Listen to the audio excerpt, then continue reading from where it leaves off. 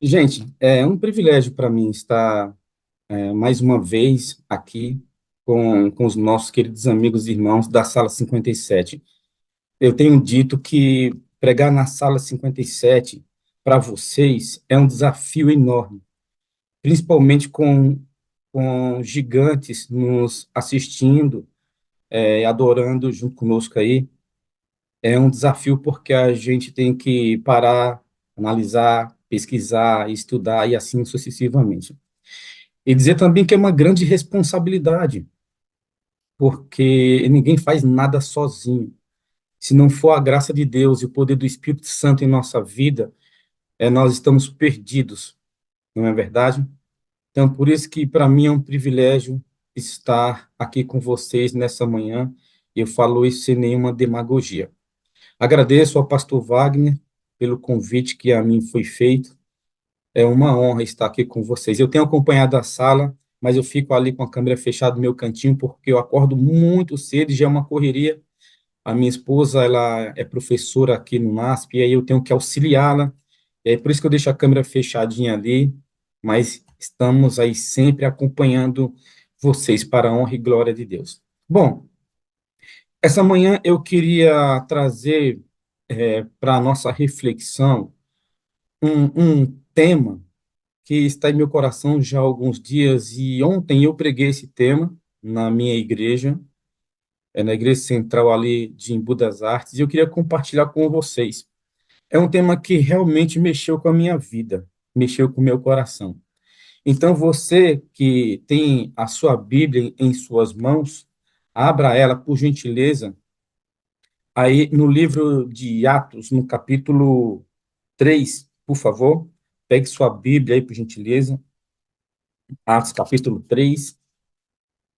Eu quero considerar com vocês os versículos 1 até o 10, de 1 a 10, ok? De 1 ao 10. Espera um pouquinho aí, você encontrar Atos, capítulo 3,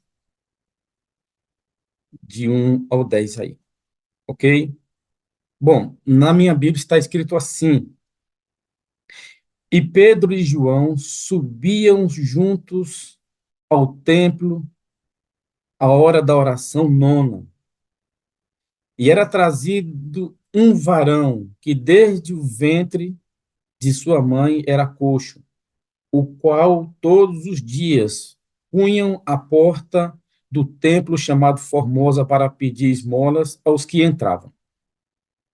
Ele, vendo a Pedro e a João, que iam entrando no templo, pediu que lhe desse alguma esmola. E Pedro e João, fitando os olhos nele, disse: Olhe para nós. E ele olhou para Pedro e João, esperando receber alguma coisa deles. E disse Pedro: Não tenho prata nem ouro, mas o que tenho, isto te dou. Em nome de Jesus Cristo, o Nazareno, levanta-te e anda. Verso 7. E tomando-o pela mão direita, o levantou, e logo os seus pés e artelhos ou tornozelos se firmaram. E saltando ele, pôs-se em pé e andou. E entrou com eles, nesse caso aqui, né, Pedro e João, entrou com eles no templo, andando, saltando, louvando a Deus. Algumas versões diz adorando. Verso 9.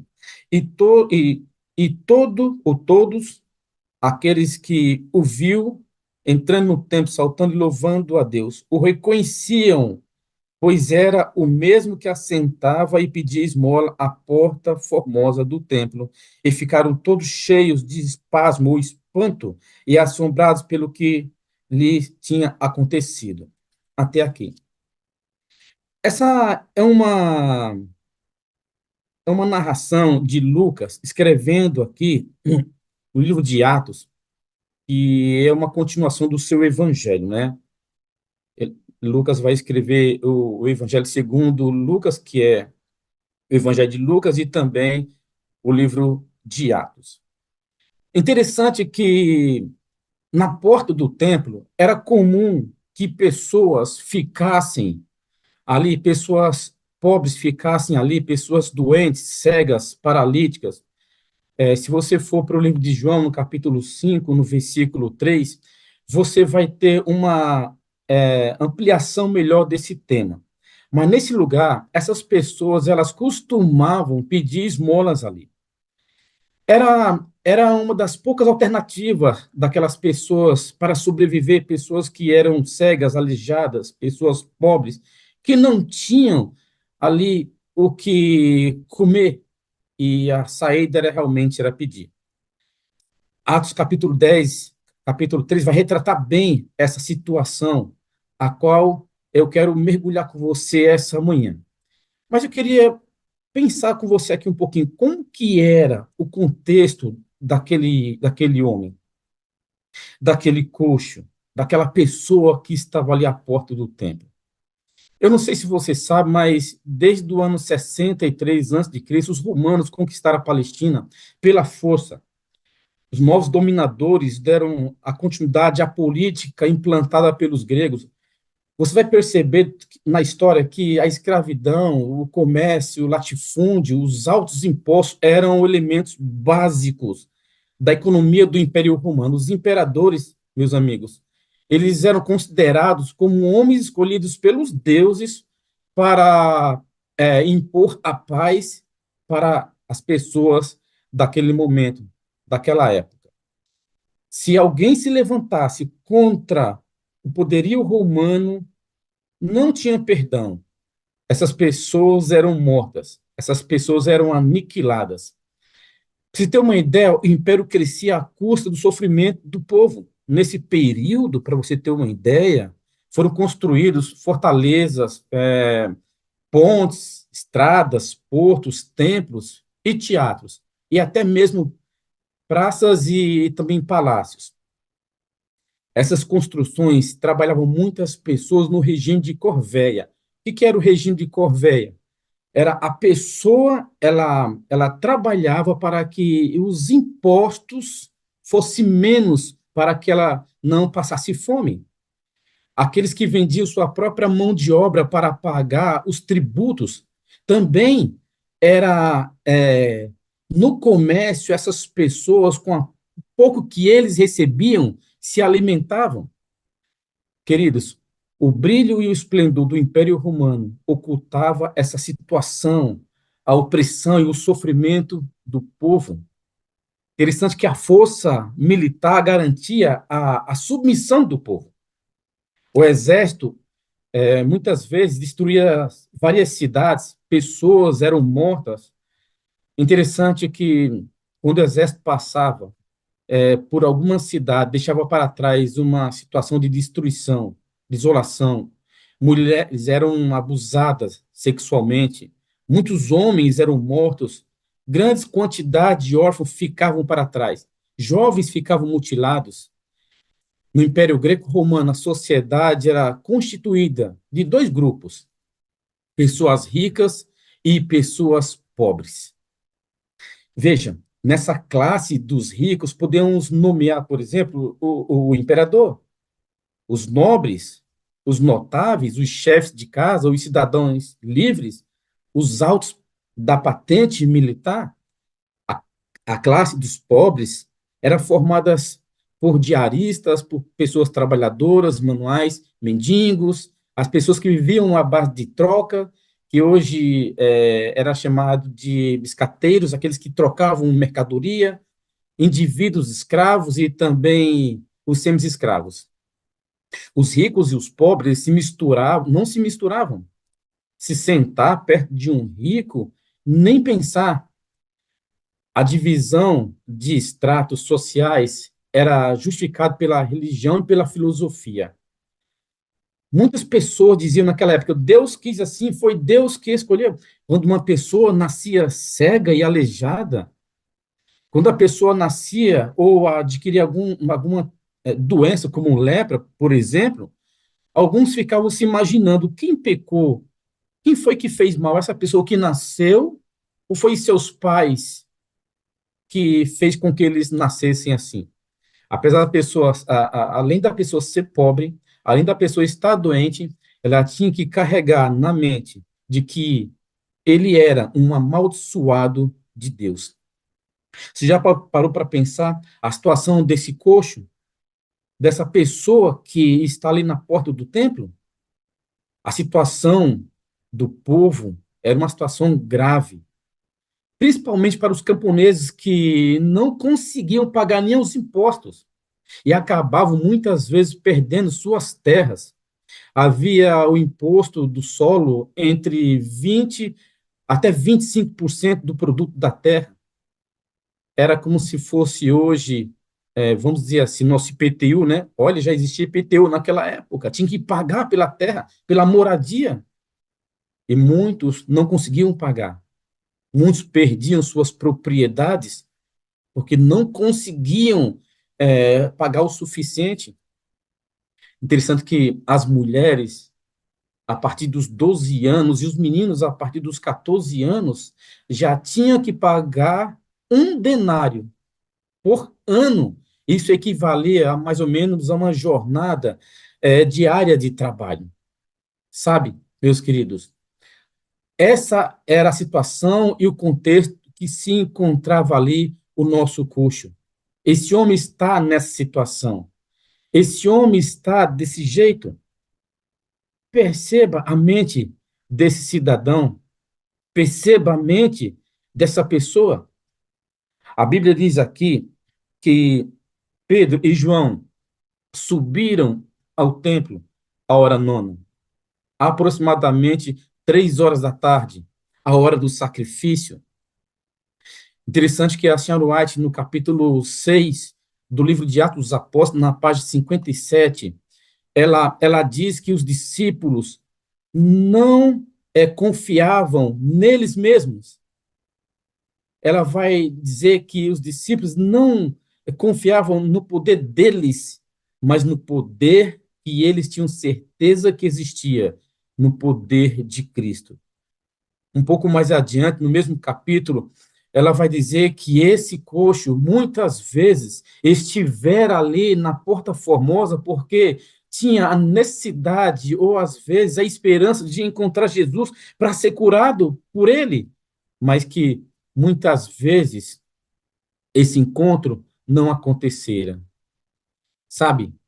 É impressionante a forma como Deus trabalha, a forma de como Deus traz as coisas à existência, de como Deus resolve um problema de uma pessoa. Apesar de Jesus não ter estado mais ali, mas Jesus tinha dois discípulos, Pedro e João, eram as mãos e os pés de Cristo naquele momento. Essa porta formosa era uma porta muito alta, tinha aproximadamente 20 metros de altura.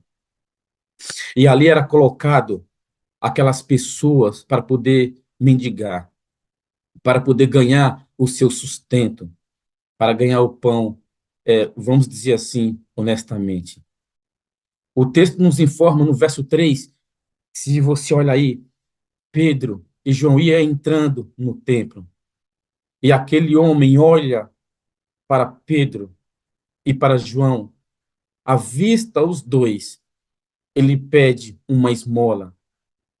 Os apóstolos pararam e olharam para esse homem, olharam para esse coxo. E aqui no verso 3 eu queria parar um pouquinho para conversar com você sobre esse verso. Será que você e eu temos parado e prestado atenção naquelas pessoas que sofrem? Ou será que nós simplesmente passamos despercebidos na correria do dia a dia? Será que quando você passa por uma pessoa que está caída ali, enrolada num jornal, deitada em cima de um papelão, será que você tem pelo menos orado pela essa pessoa e dito, Senhor, por favor, eu não tenho ouro nem prata, eu não tenho dinheiro aqui, eu não posso dessa pessoa, mas, ó Deus, por favor, providencie o alimento para ela essa manhã. no dia de hoje, meus amigos, nós precisamos olhar com ternura para os que estão à margem da sociedade. Nós precisamos ter uma visão, um olhar de amor, uma visão diferenciada para essas pessoas. Eu estava voltando de uma visita, eu e minha esposa, era mais ou menos umas 10h30 da noite, aqui no Capão Redondo, e parei no semáforo e um rapaz, aparentemente aí de uns 28, 29 anos, veio pedindo dinheiro. Fazia assim, e fazia assim, e fazia assim no estômago, dizendo que estava com fome. Ele veio carro por carro. A minha esposa olhou ele pedindo e ela falou assim: meu bem, esse rapaz aí é aquele rapaz que eu digo para você que ele sempre está com um livro na mão. Outro dia eu vi ele com um livro, O Grande Conflito, aquele condensado, né? Aquele que a gente distribuiu nas ruas, O Grande Conflito. E ele chegou à porta do nosso carro. Ele fez assim, apontou para a gente, fez assim e pediu um dinheiro. Ele estava com fome. Eu falei assim: ô amigo, não tenho nada, hoje eu não tenho nada para poder te ofertar, para te ajudar. Ele fez assim e saiu, foi embora. E o semáforo continuou aberto, ele ficou ali triste, com a cabeça baixa. Eu falei assim: Silvana, será que esse camarada comeu hoje? Será que ele, ele colocou alguma coisa no estômago? Será que ele não está com fome? Ela falou assim: meu bem, mas a gente está sem dinheiro aqui. Eu falei: mas a gente está com cartão. A gente não tem dinheiro, mas tem um cartão aqui. Vamos pedir para aquele nosso carro e a gente leva ele numa padaria ali. A padaria ainda está aberta. Era uma padaria que fechava só 11 horas da noite. Era mais ou menos umas 10h20, umas 10h30. Eu buzinei e levantei a mão. Ele veio correndo. E quando ele veio correndo, ele falou: dinheirinho, você vai dar um dinheirinho? Eu falei: amigo, eu falei para você que eu não tenho, mas olha só, a gente pode pagar um lanche para você? Ele falou assim: oh, pode sim. Eu falei: você entraria no nosso carro? Ele falou assim: posso entrar? E ele entrou no carro. Quando ele entrou no carro, fechou a porta, o semáforo abriu, a gente foi em direção à padaria. E minha esposa olhou para ele pelo retrovisor, baixou assim, o, o quebra-sol tem um espelho, olhou para trás e perguntou assim para ele: escuta, eu sempre vejo você com um livro na mão. Você gosta de ler, não gosta? E ele falou assim: sim, eu gosto muito de ler. Você percebia que ele tinha uma voz polida, uma forma educada de falar. E aí, minha esposa fez uma outra pergunta: você tem formação? Ele disse assim: sim, eu tenho formação, eu sou tradutor e intérprete. Eu falo inglês. E aí, queridos, naquele momento, veio o ser humano, né? Que gosta de estereotipar as pessoas. E eu pensei comigo mesmo. Ele conversando com minha esposa, eu dirigindo ali, eu pensei: esse cara fala inglês coisa nenhuma. Eu duvido que ele fale inglês. Se ele fosse falando inglês, se ele falasse inglês, ele não estaria na rua desse jeito, pedindo. Como que pode uma pessoa que fala? Eu conversando comigo mesmo. Olha o pré-julgamento, irmãos. Estou confessando aqui o meu pecado para vocês.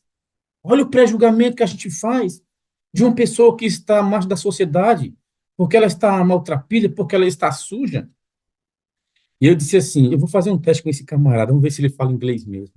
Aí eu falei assim: friend, do you speak English? Ele disse assim: yes, I do. Eu falei: eita Deus. Quem fala yes, I do, fala inglês mesmo, porque quem não fala, fala assim, more or less, so, a little. Mas ele falou corretamente, ele respondeu corretamente, ele disse yes, I do. E ali, um pouco de inglês que eu conhecia, conversei com ele. Falei com ele um pouco ali e percebi, realmente ele sabia falar. Chegamos na padaria, eu ampliei mais um pouquinho a questão e falei assim: vou perguntar para ele o que, que ele gostaria de comer, ou o que, que ele gostaria de beber. E eu falei assim: você gostaria de beber água ou suco? Você gostaria de beber refrigerante? O que, que você quer beber? E eu perguntei isso em inglês para ele. E ele disse: soda, please. Refrigerante, por favor. Interessante que a moça que estava atendendo a gente ali, viu a gente conversando um pouco em inglês ali. Ela falou assim, ela correu para o fundo do balcão ali, tinha mais umas 2 ou 3 pessoas.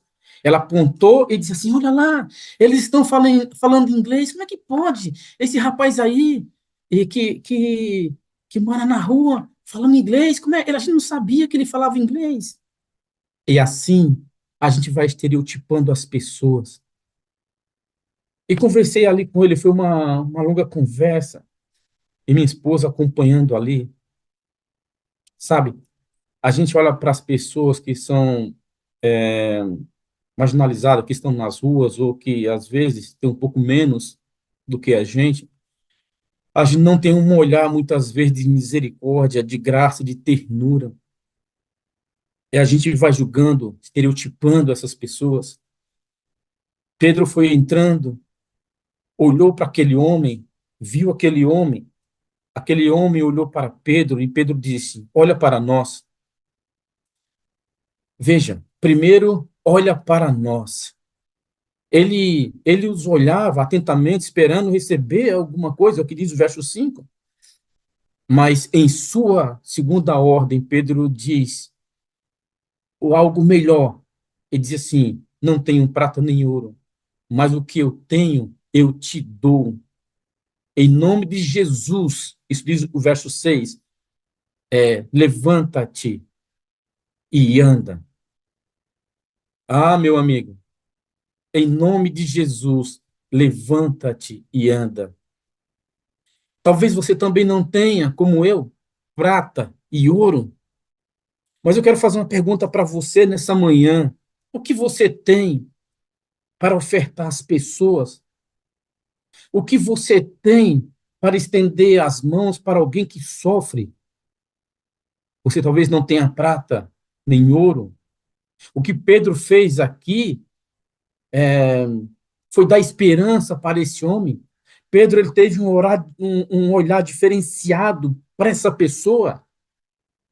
Talvez o homem, a priori, não ficou feliz quando Pedro disse: Não tenho prata nem ouro, porque, na verdade, aquele homem esperava alguma coisa de Pedro e de João. Então, deixa eu falar um negócio aqui para você. Escute, você que está me vendo aqui agora e adorando aí no YouTube e aqui no Zoom. O homem olhou para Pedro e João, e Pedro disse: Olha para nós. Aquele homem olhou para Pedro e João, mas encontrou Jesus. Sim, é exatamente isso que eu quero te dizer. Quando alguém olhar para você, mesmo você não tendo condições financeiras, mesmo você não tendo condições de ajudar as pessoas, vamos dizer assim, fisicamente, com algum valor, mas o que você tem que dar para essa pessoa. É uma obrigação nossa poder dar o que nós temos, amiga, e o que você tem, o que você pode ofertar.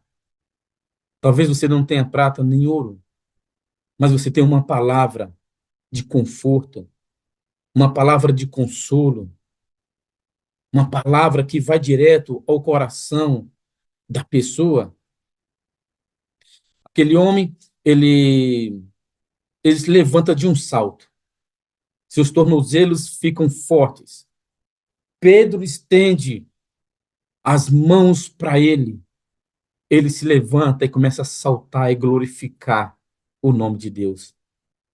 Naquele momento estava se cumprindo a maravilhosa profecia messiânica que os coxos saltarão como cervo, de acordo com Isaías capítulo 35, verso 6. Veja, eu quero chamar atenção para você aqui nesse momento.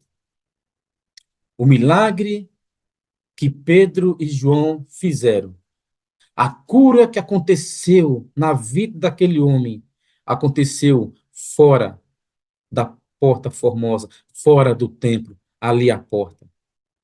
Muitas vezes, os milagres na vida das pessoas irão acontecer fora da igreja, porque dentro da igreja, não é dentro da igreja que se faz o cristianismo, que se vive o cristianismo. O cristianismo verdadeiro se vive fora das portas da igreja. Quando as pessoas estiverem tristes, quando as pessoas se encontrarem perdidas, quando as pessoas estiverem fracassadas na sua vida financeira, no seu casamento, quando uma pessoa estiver vivendo nas drogas, não é a Bíblia que ela vai procurar, não é a igreja que ela vai procurar.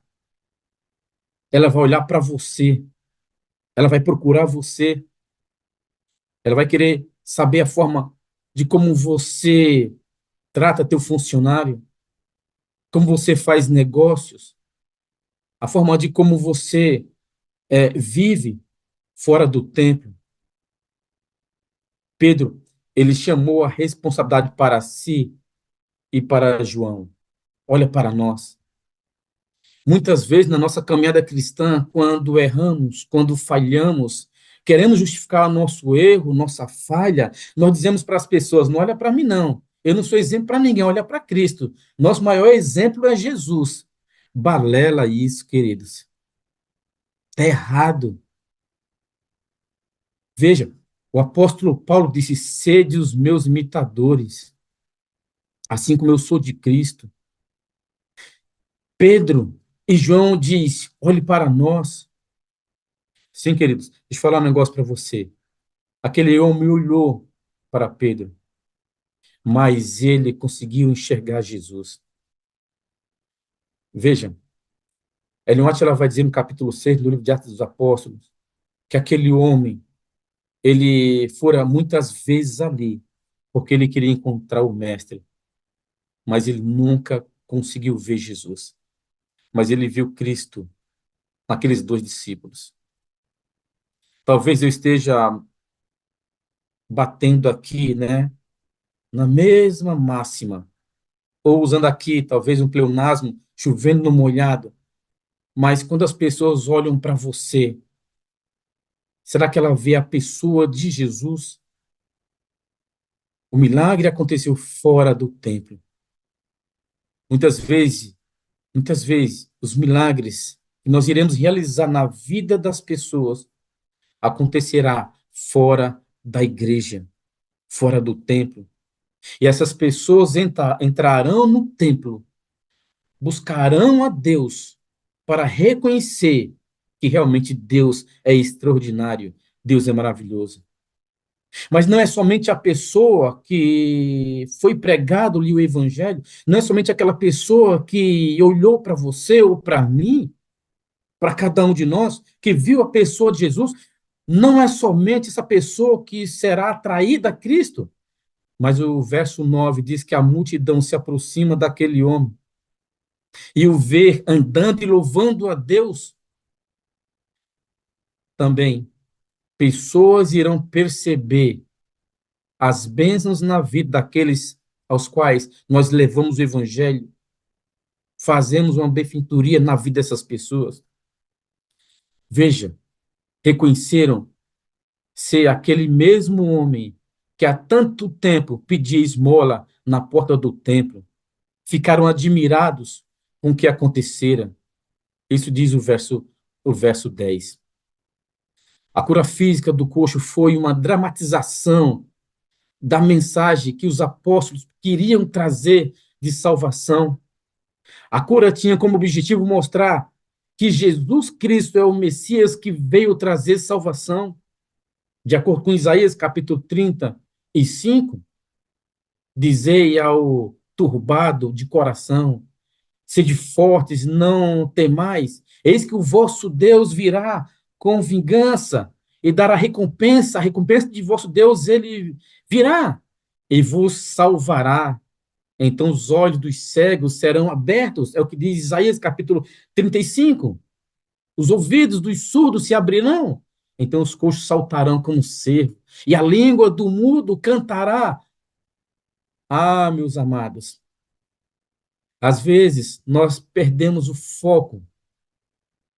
Infelizmente, hoje, muitas pseudos igrejas que dizem pregar a verdade, quando fazem cura, elas, ou até mesmo seus pregadores, chamam a atenção para si, e não para o eterno, não para o Rei da Glória. Sabe, amados, a igreja precisa transparecer Cristo ao pecador. Pedro disse ao coxo: olhe para nós. Porém, nós podemos observar que o milagre é realizado aqui em nome de Jesus. Olhe para nós. Mas o milagre foi realizado em nome de Jesus. Depois, quando prega para o povo que ele apresenta Jesus como o autor da vida, então Pedro queria que o coxo enxergasse muito além. A ideia é o seguinte: olhe para nós, mas veja Jesus. Aqui está a ideia dessa mensagem. Irmãos, irmãos em Cristo, meus amados, Cristo tem sido visto em nós? É uma pergunta que nós precisamos refletir, parar para pensar. O pecador está enxergando Cristo na sua família, nos seus negócios, no seu casamento, no seu trabalho. A igreja precisa estender a sua mão ao pecador. Depois de orar pelo homem, Pedro o ajuda a levantar. O poder era de Cristo, mas a mão era de Pedro. É o que diz Thomas Walker, nesse comentando sobre isso. Veja, o poder era de Cristo, mas as mãos eram de Pedro. Aquele gesto de pegar pela mão não significava que aquele homem precisaria de força para se levantar, porque o próprio texto bíblico diz que ele se levantou de um salto. Pedro estava simplesmente fazendo uma introdução, colocando esse homem num cenário onde ninguém estendia as mãos para ele. Talvez Pedro estivesse em mente quando Jesus ele tomou a filha de Jairo pela mão e estendeu a mão e levantou ela depois que ela abriu os olhos e ressuscitou. Então, talvez seja isso que nós precisamos, estender as mãos. Existem muitos que estão prostrados, depressivos, desprezados, enquanto a igreja de Cristo precisa ajudá-lo a levantá-lo, fazer a sua parte. Precisamos estender as mãos para muita gente. Muitas pessoas estão coxas, sem andar, na sua mente, no seu coração. Espiritualmente falando, tem muitas pessoas, meus queridos, que estão aleijadas. Nós precisamos dizer para as pessoas: olhem para mim, eu quero te apresentar um Cristo que mudou a minha vida. Olhe para mim, quero mostrar um Cristo que me deu um novo sentido, sabe? Aqui está uma prova viva de que Cristo realmente é real em nossa vida. É dizer para as pessoas: olhe para nós, eu tenho algo bom para te dar, meu amigo. Eu tenho algo bom para te ofertar. Um dia, eu também estava à beira do caminho, pedindo nas portas do templo. Um dia também, eu, eu já pedi nas portas. Eu contei aqui, há mais ou menos uns 3 anos atrás, meu testemunho. Um dia também, quando eu era criança, eu precisei pedir. Já comi comida do lixo. Mesmo depois de uma certa idade, não conseguia nem ter dinheiro para levar marmita para o meu trabalho. Eu dependia de pessoas. Eu estava desenvolvendo um saber. Eu não conhecia Cristo, mas depois que eu conheci Jesus, ele mudou a minha vida.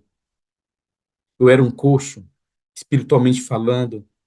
Eu também era um que estava à porta do templo, esperando que alguém estendesse as mãos para mim. Até que um dia, o meu irmão, que se tornou adventista primeiro, me ofereceu um estudo bíblico, e eu era de uma outra denominação, estava sendo preparado para ser pastor de uma outra igreja, e meu irmão perguntou: você não quer um estudo bíblico? E eu perguntei para ele, como que é esse estudo bíblico? Eu tenho que pagar alguma coisa? Ele disse, não, não tem que pagar nada. Ele me deu o estudo bíblico, conhecia a mensagem mais profundamente. Eu era um coxo. Um milagre aconteceu em minha vida também. Um dia alguém me estendeu as mãos, e esse alguém foi um irmão meu. Talvez nós também precisamos estender as mãos para alguém. A palavra de Deus diz que esse homem entrou no templo alegre, feliz, saltando de alegria. É isso que o evangelho faz na vida de um ser humano. Quando o evangelho é apresentado a alguém, não tem como essa pessoa não louvar, não agradecer. Você não gostaria também de levar transformação na vida das pessoas? Eu queria de verdade que você lesse o capítulo 3 do livro de Atos, do verso 1 até o verso 26. A gente leu até o 10 somente. Mas eu queria que você lesse todo o capítulo. E assim como eu aprendi muitas coisas, eu sei que você também vai aprender. Essa manhã eu convido você, ainda que seja as suas mãos e a sua voz, a usar o poder de Cristo. Assim também como Pedro e João usou.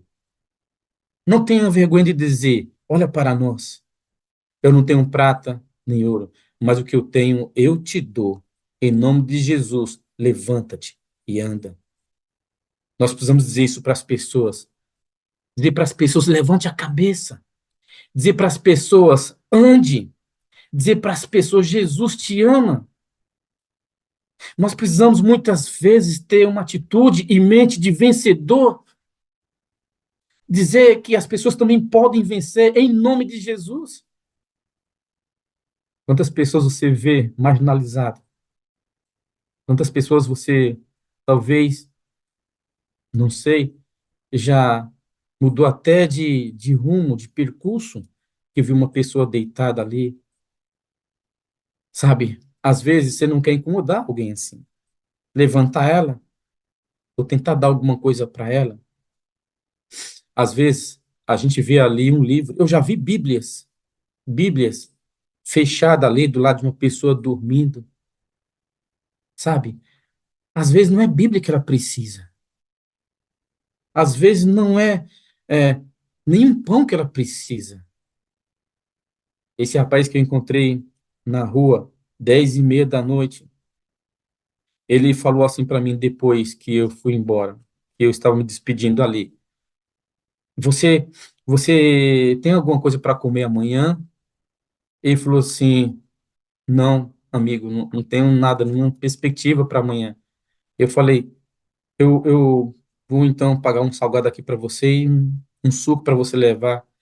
Ele falou assim, obrigado. E a gente conversou bastante ali. Ele falou assim, aí depois eu me identifiquei, depois eu fui me identificar, não me identifiquei quem eu era. Depois, ali no finalzinho da conversa, que a gente estava se despedindo para ir embora, a padaria já estava quase fechando, eu falei assim, sou pastor, eu queria orar com você, pedir que Deus te abençoasse. E aí fiz uma oração com ele, coloquei a mão sobre ele, o abracei. Eu acho que as pessoas acharam até estranho eu abraçar uma pessoa que aparentemente todo assanhado, sujo, roupa toda rasgada, dei um abraço nele e ele ficou muito emocionado com aquele abraço. Às vezes, as pessoas não querem nem pão, as pessoas querem uma palavra, as pessoas querem ver como você vive o seu cristianismo, como você vive de fato e de verdade a tua vida religiosa. Sabe, amados, nós precisamos viver mais essa mensagem, nós precisamos viver mais esse amor. E eu oro a Deus para que isso aconteça na minha vida e na tua vida todo dia.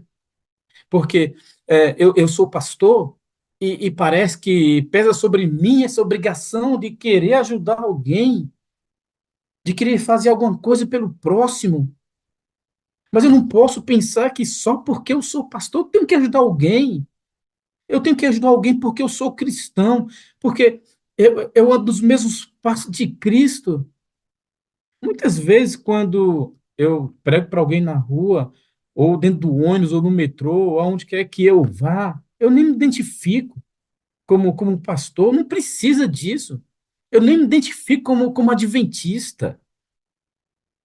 Eu só falo a mensagem, eu só prego a palavra. E é isso que nós temos que viver. As pessoas precisam olhar para nós e ver quem nós somos.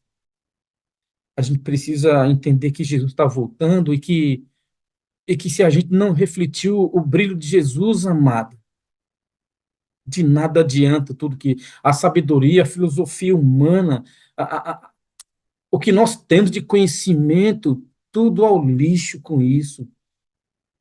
Não adianta ter muitos anos de igreja, ter PhD, ter doutorado, sabe, ter mestrado ou bacharelado, não adianta isso se nós não tivermos amor pelo próximo, se a gente não ver a dor do outro. Às vezes é até mesmo um vizinho teu, às vezes é até um membro de igreja que está do teu lado ali e você não vê essa pessoa sofrendo. As pessoas estão sofrendo, amigo. Às vezes você tem um vizinho que está lutando para continuar o casamento. Às vezes você tem um jovem amigo que está lutando para continuar vivendo, querendo sair das drogas.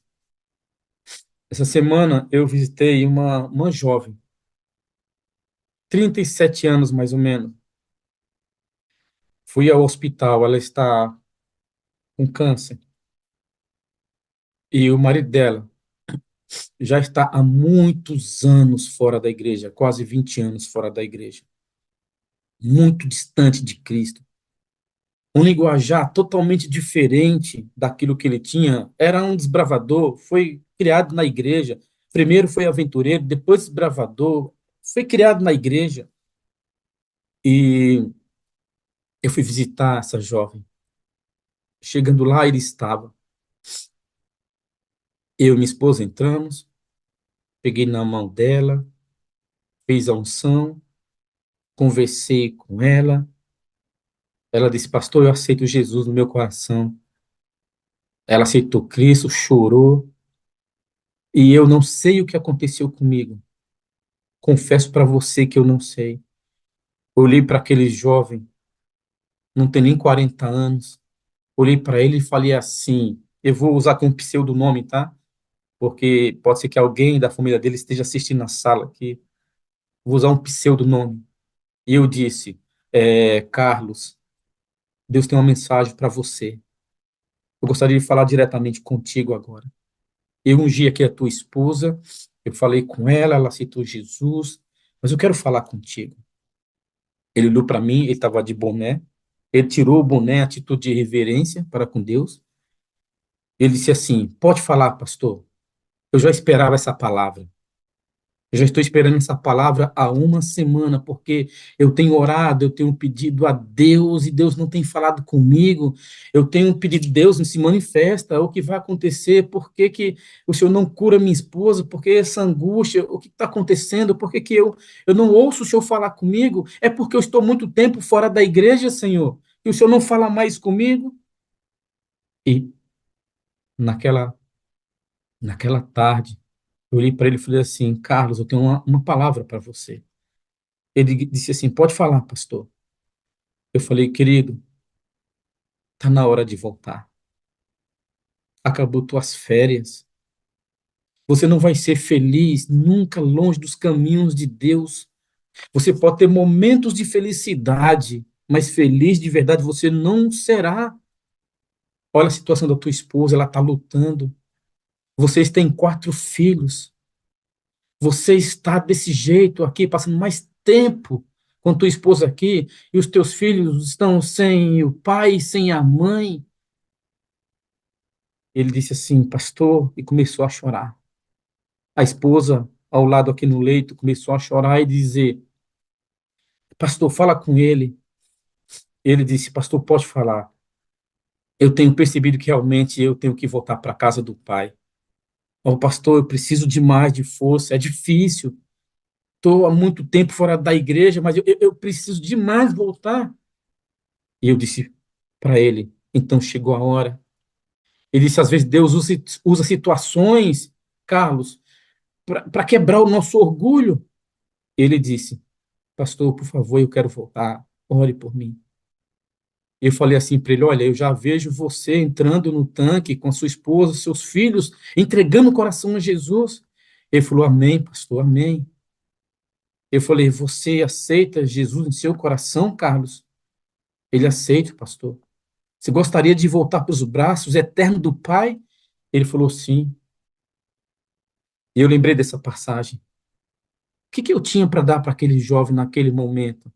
Eu não tinha ouro, não tinha prata, não foi teologia ali naquele momento, não foi filosofia que eu estudei, não foi as palavras que saíram do meu coração. É o que você tem, amigo. Jesus está voltando, as pessoas estão morrendo sem Cristo. Nós daqui da sala 57, nós mais do que outros precisamos ter relevância na vida das pessoas, na vida daqueles que sofrem. Deus abençoe você. E que eu e você sejamos a luz, né, do caminho das pessoas. Como Cristo diz, seja a luz do mundo. Que Deus te abençoe.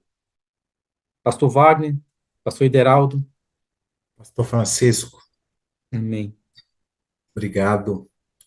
Louvado seja Deus pela tua vida, pelo teu ministério. E como eu já disse aqui, a gente é muito abençoado em ter você, as experiências que você tem vivido com Deus, né? Eu estava aqui acompanhando alguns irmãos aqui colocando no YouTube, né? E alguns colocando aqui, olha, que inspiração, que...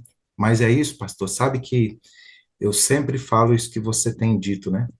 Às vezes soa hipócrita quando nós dizemos para as pessoas, olha, não olhe para mim, sendo que nós somos os representantes, né? Pelo contrário, nós deveríamos falar, né? Olhe para nós, né? Você quer... Eu gosto muito de uma frase de um pastor que diz assim, olha, se você quer ir para o céu, vem comigo que é para lá que eu estou indo, né? Mas Eu tenho, é o que a eu, gente tem eu que oferecer, né?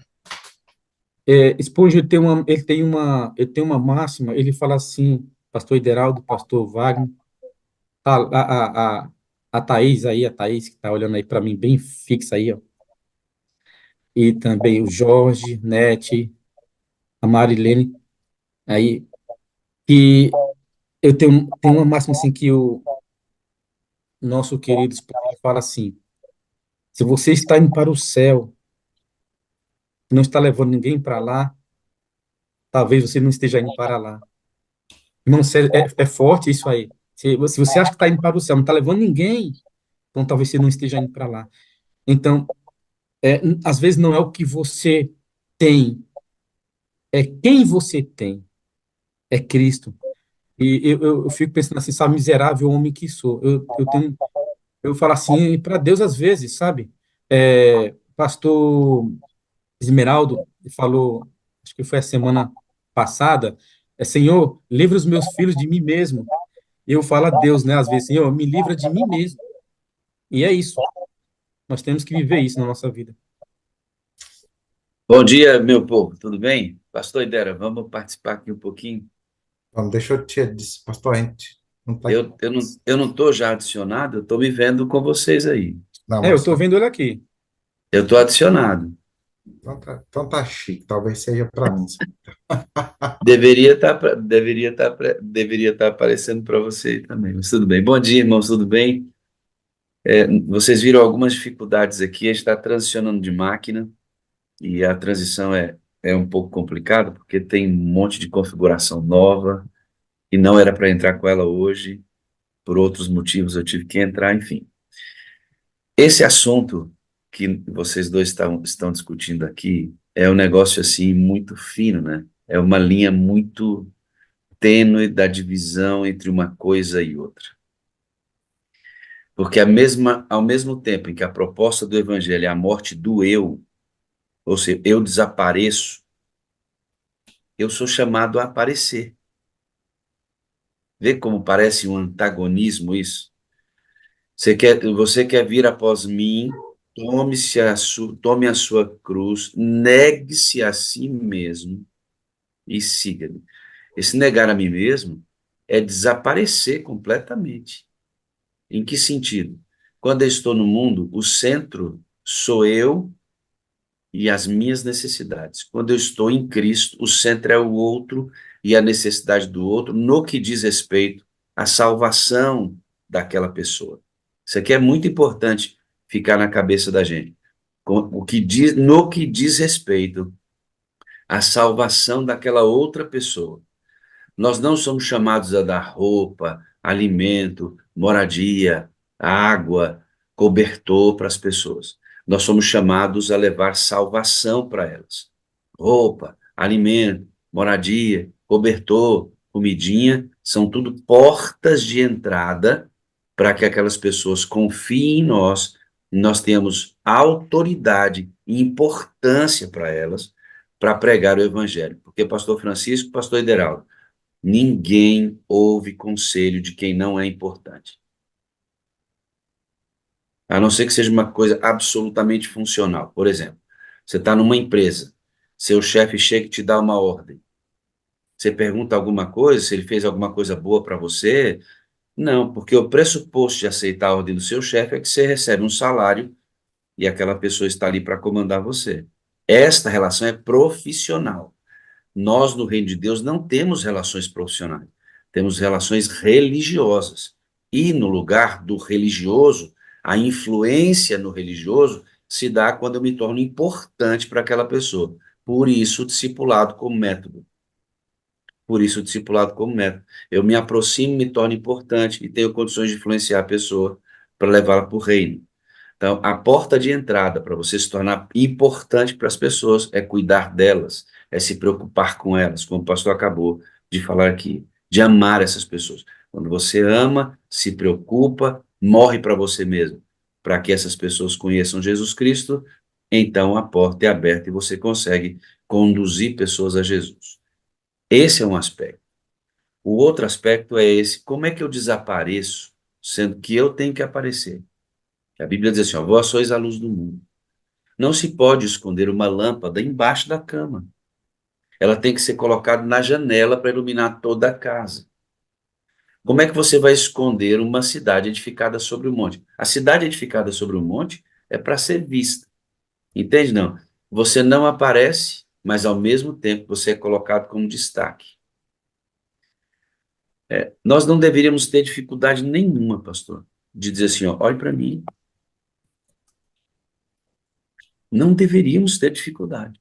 Se nós entendêssemos que quando nós cristãos dizemos assim, olhe para mim, tivesse na minha cabeça de que eu estou morto para o mundo, o interesse que eu tenho no meu coração é a salvação daquela pessoa, e que aqui está o segredo, ó, eu sou representante de Cristo.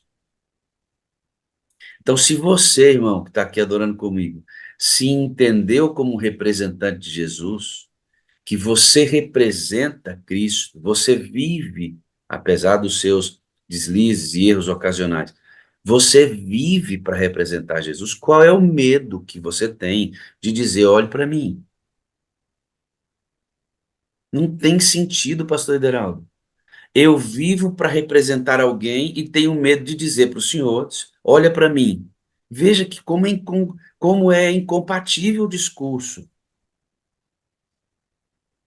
É incompatível.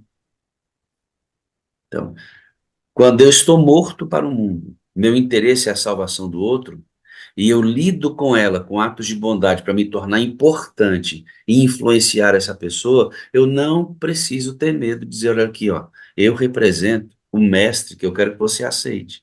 Sou a ponte de acesso, eu sou a placa indicadora, eu sou o outdoor, eu sou a propaganda do chefe.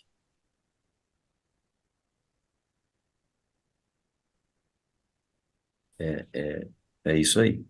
Sede, pois, meus imitadores, como eu sou do Cristo. E o pastor Francisco frisou bem, né? E ali, olha, pastor Francisco, a questão do esvaziamento, né? Ele falou assim: olha, eu não tenho nada, né? Mas o que eu tenho te dou, em nome de Jesus Cristo de Nazaré, levanta e anda. Ou seja, o humano sai de cena, né? Não interessa o humano, né? Mas o que eu tenho para te oferecer é Jesus. Pastor Ideraldo e pastor Wagner, a Sarah White, no livro Atos dos Apóstolos, no capítulo 6, comentando sobre esse episódio, ela vai dizer que os discípulos não confiavam neles. Eles sabiam, ela frisa isso bem direitinho. Sabia que eles não tinham poder, sabiam que eles não tinham condições de fazer nada por eles mesmos, mas eles sabiam que confiava em Jesus de Nazaré, o Messias, em Cristo. Então, mediante o poder que era do Senhor, mas as mãos eram deles, a voz era deles, a palavra era deles, mas o poder era de Cristo. E ele foi dentro desse contexto que ele disse: olhe para nós, nós não temos nada, não temos ouro, não temos prata, mas o que nós temos, nós te damos. E aí ele dá a palavra, dá a ordem, a palavra é deles, mas o poder é de Cristo. Isso é importante a gente frisar Por isso. quê? Por que que ele pede para olhar para ele? Porque não tem outro lugar para olhar, não, pastor. Não tem outro lugar para olhar. O Espírito Santo não vai se materializar. Se ele quiser, ele faz, tá bom? Mas Uhum. não é a proposta. A materialização de Cristo sou eu e você. Não tem outro lugar para as pessoas olharem, irmãos. Não tem. Jesus não vai vir aqui. Ó, se você pegar depois que Jesus ascendeu aos céus, qual foi a única vez que ele teve de novo nessa terra aqui? Ele mesmo. Quando foi? Quando ele parou na frente de Paulo e falou assim: ó, eu vim evangelizar você, porque nenhum outro sobre a terra evangelizaria você, Paulinho. Porque você é um camarada que ninguém vai chegar nessa cabeça aí. Então, eu vou evangelizar você, senão você vai destruir o cristianismo. Porque você acha que tinha um ser humano compatível para Paulo? Não tinha, porque o próprio Cristo, depois de ascender aos céus, veio evangelizar Paulo. Tem outro registro desse, não? Não tem. Esse foi o único, depois que ele ascendeu aos céus. E já tem quanto tempo que ele foi para o céuzinho? 2000. Então, não tem Jesus aparecendo aqui e se materializando para viver com as pessoas, para comer com elas, para evangelizar. Ele pode aparecer num sonho, ele pode aparecer como apareceu para Evelyn, ele vai fazendo as exceções. Mas a regra qual é?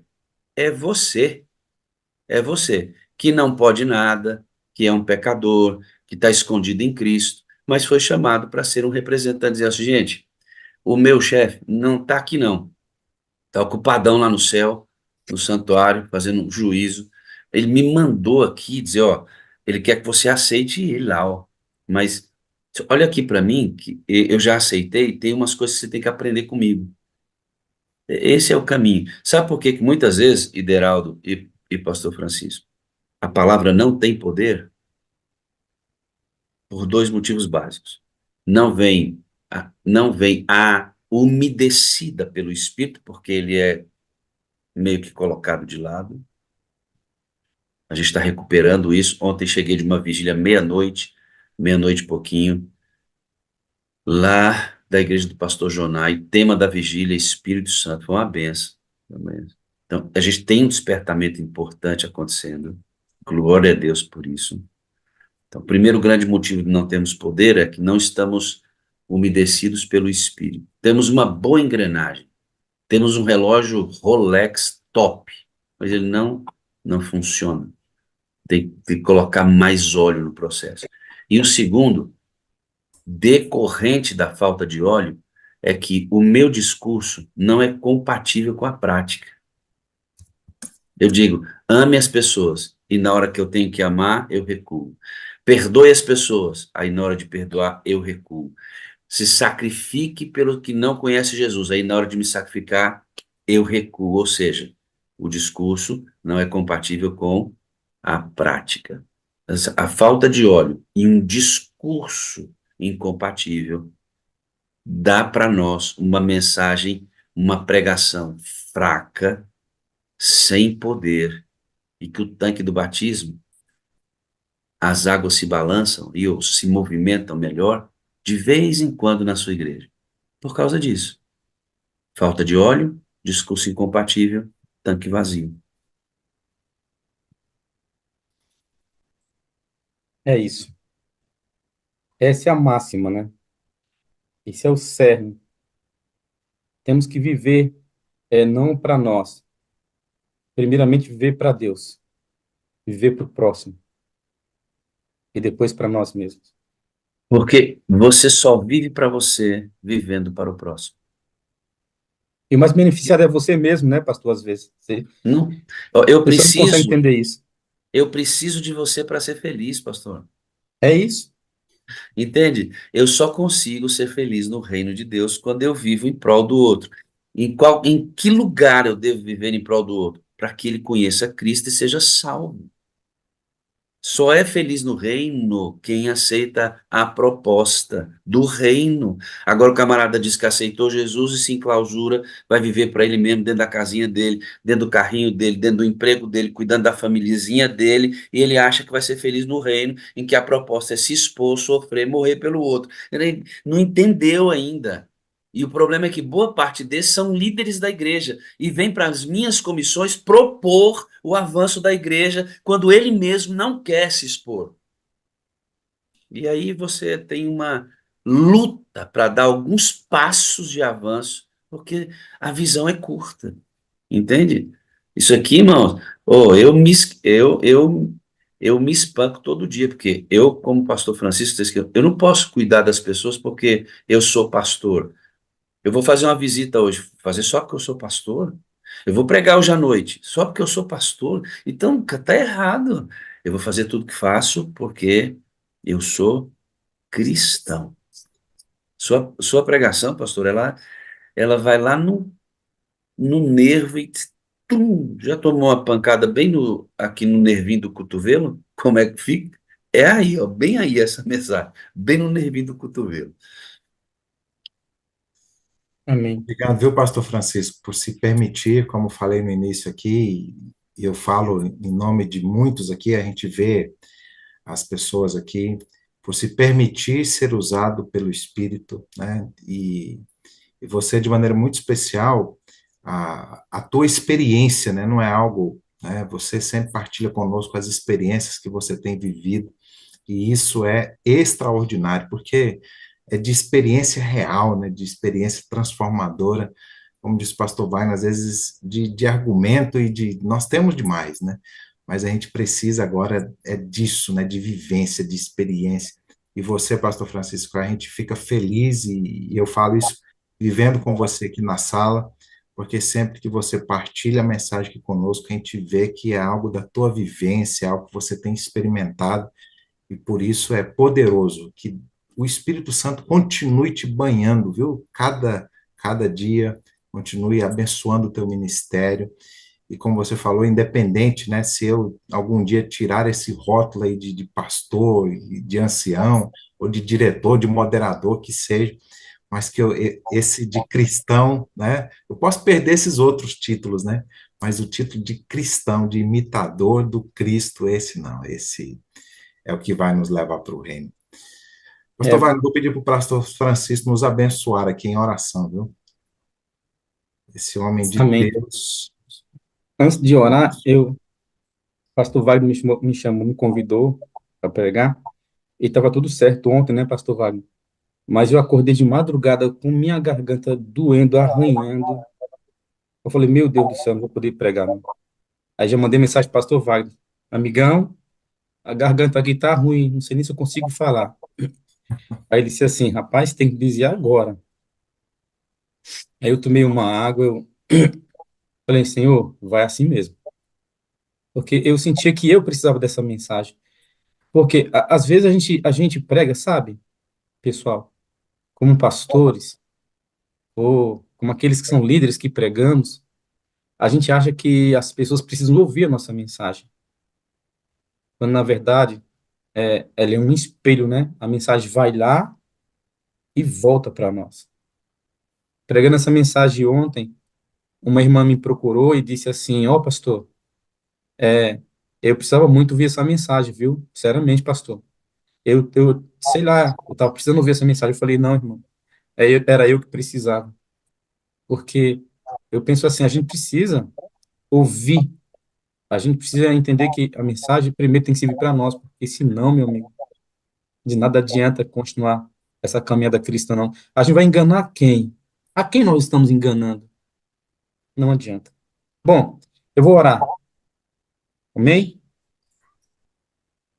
Maravilhoso Deus, muito obrigado pela mensagem que alcançou nosso coração. Que essa manhã nós sejamos as mãos e os pés de Cristo aqui na terra. Talvez estender as mãos não significa dar o pão ou entregar um peixe ou dar uma marmita, alguma coisa assim, mas estender as mãos significa também trazer uma palavra a um coração sofredor. Viver essa palavra, viver o evangelho de fato de verdade. Então, nós queremos te pedir, Senhor, tenha misericórdia de nós, de cada um de nós aqui da sala, e que essa mensagem possa alcançar a muitos que irão ouvir e ver mais tarde pelas redes sociais.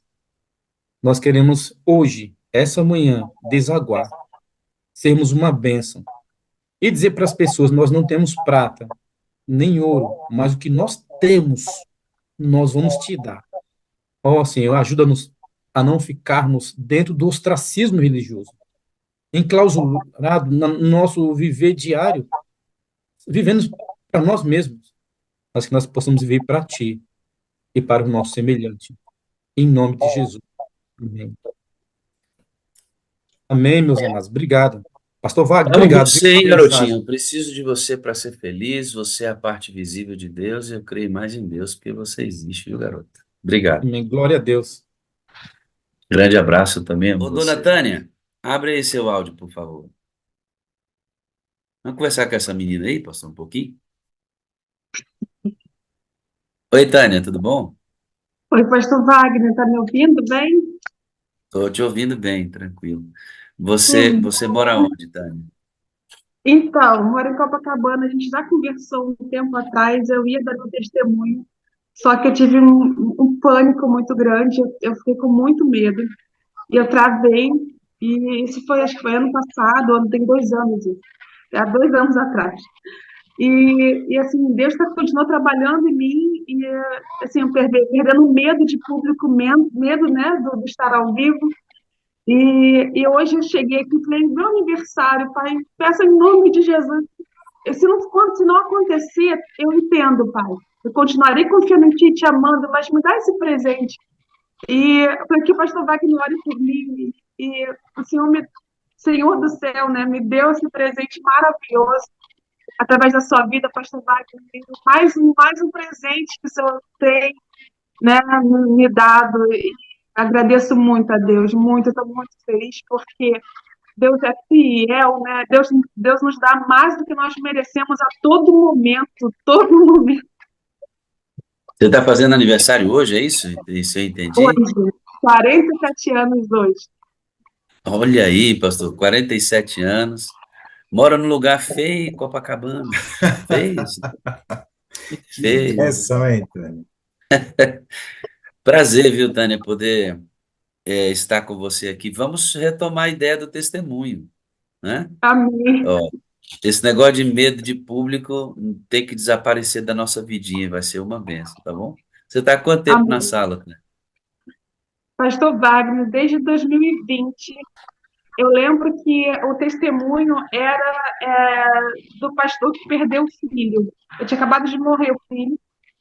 E, na verdade, foi um pouquinho depois, o filho dele que estava internado, né, com Covid e Pastor saiu. Cimei. Pastor Pastor Cimei. Cimei, exatamente. Era nesse período que eu entrei na sala e já era mesmo uma oração que eu vinha fazendo, porque eu não era batizada ainda na igreja adventista. E eu falo assim, mas se essa igreja é muito fria, não tem o Espírito Santo, não tem o mover, como é que pode? Aí eu falava assim, é muito. Aí logo depois, alguém me mandou o link da sala. Aí eu falei assim, pronto, resolveu o problema do Espírito Santo. Tá bom, aí já pegou o mover e entrou, né? Quer dizer que você é adventista desde 2020. Sim, me batizei tem 2 anos na igreja adventista, não era adventista. A sala, ela foi realmente assim, é, um instrumento para o meu batismo. Acelerou o processo. Vamos contar isso? Você tem meu Vamos, número de telefone? Tem, a gente já deve ter conversado sobre o seu testemunho. Manda tenho. um oizinho para mim que eu quero saber como é que a Sala 57 influenciou sua decisão no batismo e hoje você frequenta qual igreja no Rio aí? Então, nós estamos na Missão Global do Flamengo, também uma igreja nova, que está começando agora e precisa de todos assim, o trabalho possível, né? Todas as pessoas muito cheias do Espírito Santo e a gente está começando agora um projeto e hoje a pregação foi maravilhosa, um projeto que era fazer luz na calçada, então casou tudo. Falei assim, nossa, é isso que a gente vai começar no último sábado, no último domingo de cada mês.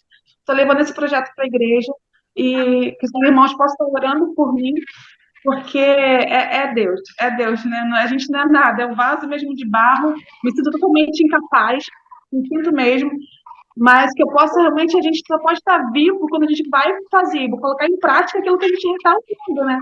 A palavra do Senhor. Só estamos vivos quando a gente coloca em prática. Então, esse é o caminho. Muito bem, presentinho de hoje, uma oração intercessora, Sala 57, um afago do Senhor, né? Como diz a Selma, um mimo Um de Deus. mimo, um mimo, pastor. Gratidão, gratidão, professor.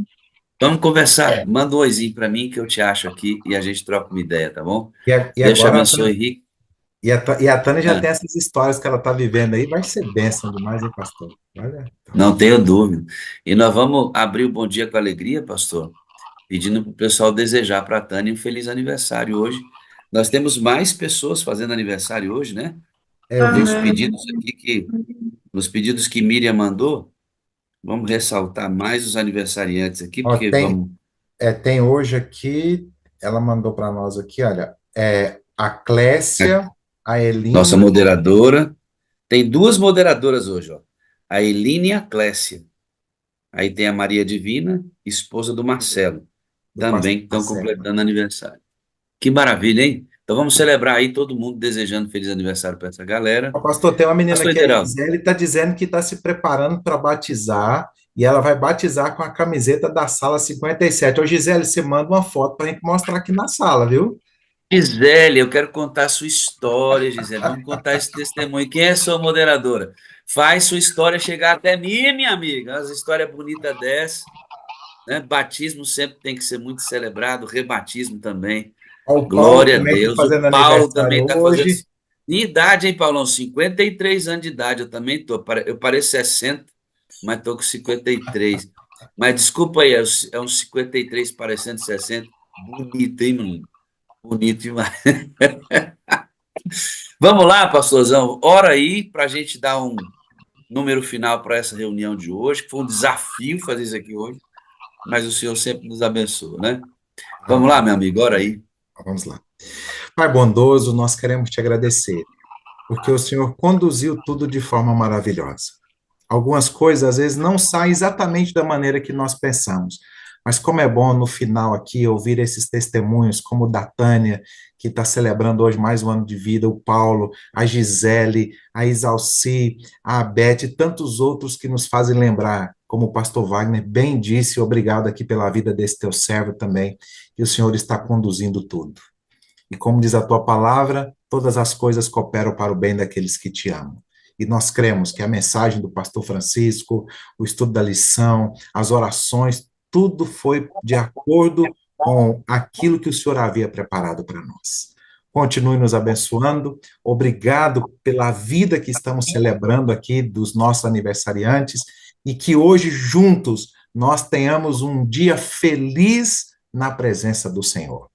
Nós entregamos cada um dos participantes desta reunião nos teus braços de amor, cada família que aqui está representada, nos méritos amorosos de Jesus Cristo, louvando ao Senhor Deus Espírito Santo pela maneira bondosa com que fomos conduzidos por ti. Por Jesus. Amém. Amém. Pastor, eu vou tentar a vinheta aqui para ver se ela sai com áudio, se a gente já consegue Ah, resolver isso hoje aí. essa Vamos para a nossa vinheta vinheta. aí. E logo Feliz depois o aniversário bom para dia essa. com alegria, né? Desejando feliz aniversário. É isso aí. Ô, Tânia, vamos te dar um presente. Vou tirar o pastor Ideraldo aqui, vou deixar só você e vamos abrir a tela. O pessoal vai abrir o áudio e dizer um feliz aniversário bem lindo para você, tá? Vamos lá, pessoal. Bom dia com alegria. Parabéns, Deus te abençoe, nossa gatinha Lê. Aniversário, Paulo. Feliz aniversário a todos. Bom dia com alegria para Bom dia com alegria, gatinha Lê. Nós te amamos. alegria para o distrito de Vila. Beijo, Taninha. Nós te amamos. Vida, saúde, prosperidade na presença do Senhor Jesus. Thelma Maia. Bora contando. Obrigada, ainda